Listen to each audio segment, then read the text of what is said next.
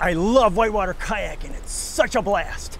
It doesn't matter whether the water's high, medium, or low. It's great just to be on the river. And for those who like it extreme, to catch a river and flood is a real treat. Now that excites me. I'm at the put into the Kettle River and it's flooding higher than it's ever been paddled before. So let's get to the action and explore this flooded river. For whitewater paddlers in the Midwest, summer is usually a time of pleasant and easy play boating. Oh yeah, we generally get rain to bring river levels up, but not like the levels experienced during the summer of 2012. That year, the Midwest had a phenomenon take place with more veracity than had occurred in recorded history. Storms developed, gathering energy and momentum for an impending maelstrom. Powers and forces of Mother Nature, building their fury, let loose their rage on Minnesota.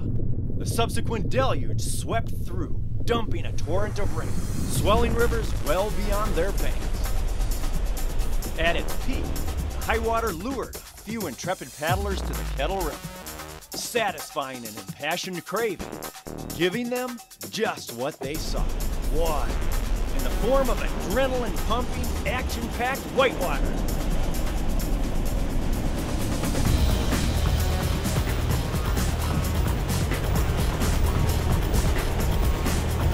My name is Dan Monsky, and I was one of those impassioned paddlers. And this is a record of our experience in a rare tour of the Kettle River like it's never been seen before. We paddlers were thrilled to witness and experience whitewater of this scale. When I first got to the put into the Kettle when it was flooding, I couldn't believe it. It was higher than I'd ever seen it. All the landmarks that are usually exposed were buried underwater. The road was buried. You could see that the river was way up in the trees. The paths were buried. We couldn't even get down to scout to look at some of the rapids to see if it was going to be dangerous or if it was going to be clear. The whole river was speeding downstream like a freight train, busting and plowing through the trees, blasting over rocks and precipices normally high and dry. Nothing was there to stop the river, not even the canyon walls. As for the action, we couldn't wait to put on, and was it ever killer? I was intrigued, I was captivated, I was excited because I just love running high water. A river at flood stage, the power and the energy in a river like that really excites me. And the opportunity to run it, that it was this high, it's like a once-in-a-lifetime thing to be able to see and experience that. Grand scale waves appeared, beckoning us to play that had never been seen nor surfed before.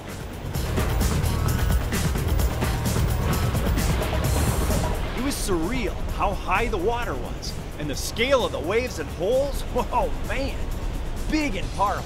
Look at this. Usually you paddle 15 feet beneath this rock overhang.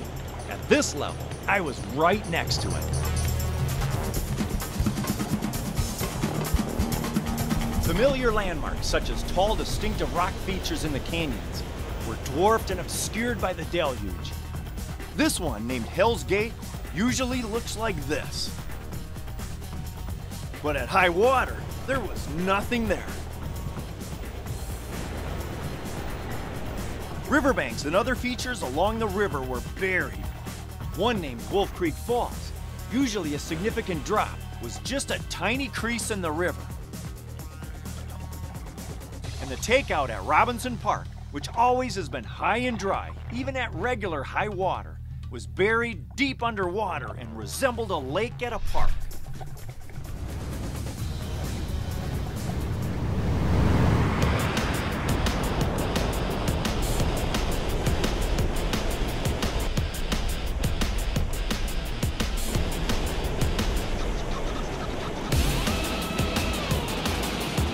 The flow, fast and powerful, made a new danger appear for long stretches. There were continuous sieve traps high up along the banks, with no oasis eddies anywhere.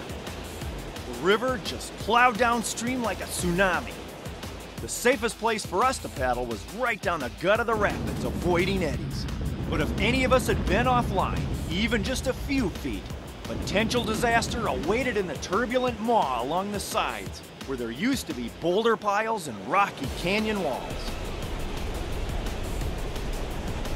The River swept us non-stop around corners, through wide chutes and into the next feature ahead, one surprise after another.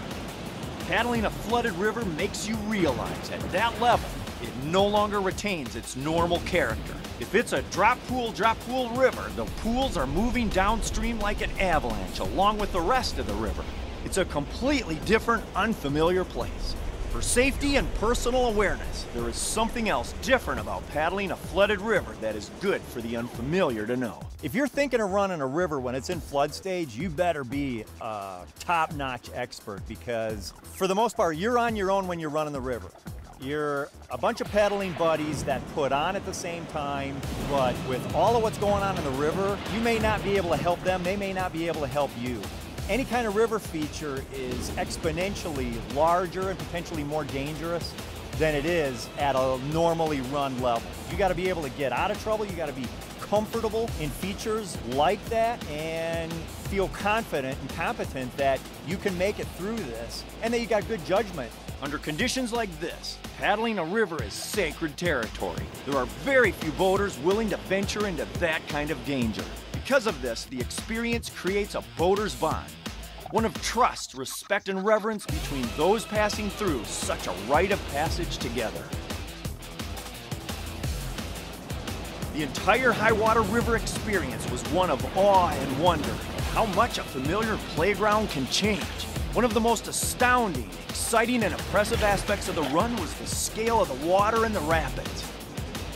Because of this, the feature of greatest anticipation, also the one of greatest significance and scale and power, even under normal conditions, and potentially the greatest danger, is a rapid called Triple Drop. This rapid was our greatest and final prize. We were giddy upon approach, knowing the larger the feature is, the greater the sensation of excitement.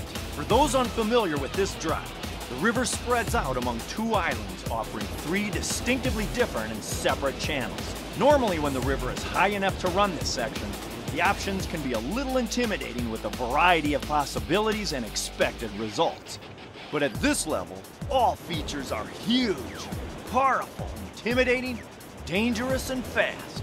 Flooded rivers are really fun. If you like whitewater at an extreme, the sensations are so much like a roller coaster that it's just a thrill, as long as you feel comfortable and competent in extreme danger.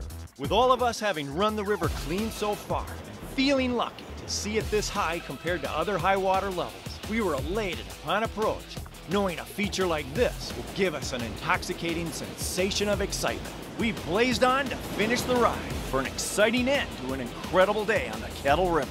A day for us and for local paddling history like no other. I just can't wait for another flood.